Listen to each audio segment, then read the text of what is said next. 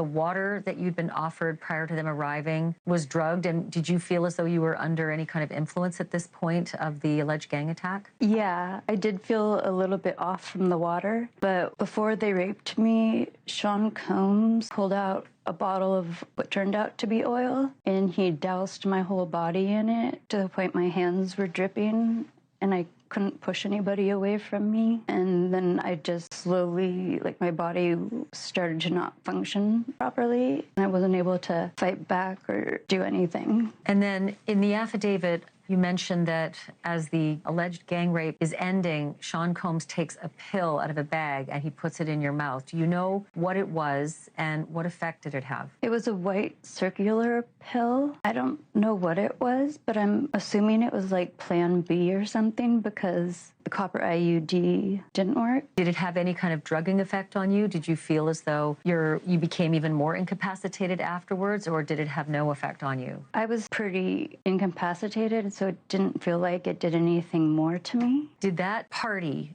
all eventually leave the room and leave you in that state, or what happened after the gang rape ended? Christina Parham came over. I was hanging halfway off the bed, just kind of lifeless, and she came over to check on, like, if I was still alive and breathing and stuff, and she had a bag that had IVs and little medical bottles that I don't know what would be in them. I do remember that they did put an IV in me, but they didn't have a stand, and they put it on top of the table near where Sean had been sitting. And I remember that I grabbed at it and it fell to the floor, and the bodyguard was still in the room, and he put it back on the table saying it wouldn't work if it was on the floor.